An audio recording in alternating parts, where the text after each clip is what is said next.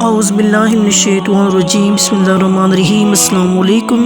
کیسے ہیں جی؟ امید کرتی ہوں خیریت سے ہوں گے۔ آج کی ویڈیو اس شخص کے بارے میں ہے جس نے اللہ کا مقابلہ کر کے اللہ کے مقابلے میں جنت بنائی۔ آج کی ویڈیو شروع کرنے سے پہلے جنہوں نے ابھی تک میرے چینل کو سبسکرائب نہیں کیا، سبسکرائب کریں، لائک کریں، کامنٹ میں بتائیں کہ آپ کو یہ ویڈیو کیسی لگی ہے۔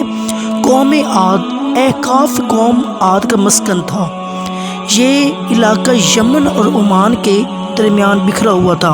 قوم عاد یہاں 8,500 سال قبل آباد تھی اور اللہ تعالیٰ نے انہیں سرسبز کھیتیاں بھی دے رکھی تھی، جانور بھی، پانی بھی اور وافر خوراک بھی۔ نعمتوں کی اس فراوانی نے انہیں بھٹکا دیا، وہ اللہ کے باغی ہو گئے۔ ہدایت کے لیے حضرت ہود علیہ السلام کو بھجوایا گیا، وہ انہیں تبلیغ کرنے لگے، لیکن قوم عاد ان کا مذاق اڑانے لگے۔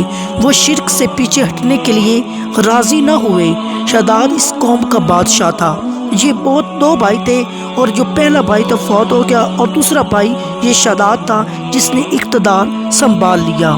وہ ایک وسیع سلطنت کا حکمران تھا۔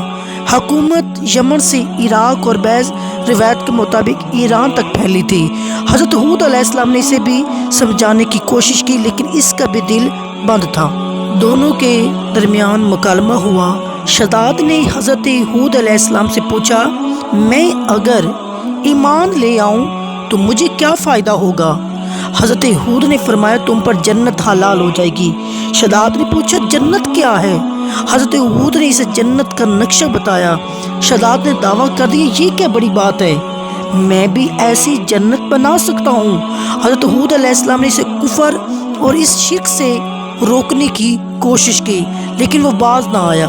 اسے سلطنت کے تمام بڑے معمار اکٹھے کیے اور احقاف کے مقام پر 20 کوس لمبی اور چوڑی جنت بنوانی شروع کر دی۔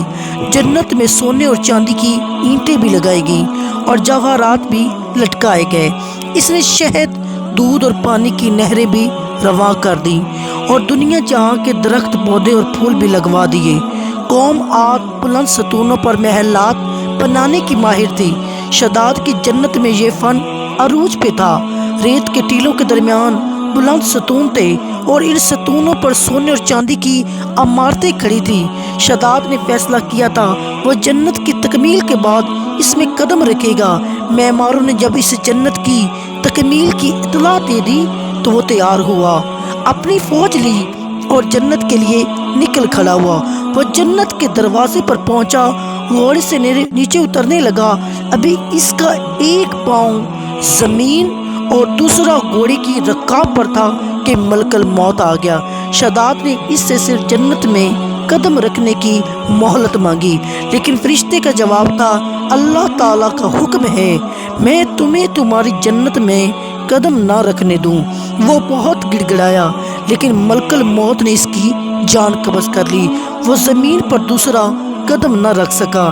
شداد کی موت کے بعد حضرت جبریل امین نے چیخ ماری اور شداد کی پوری جنت زمین میں دھنس کر غائب ہو گئی۔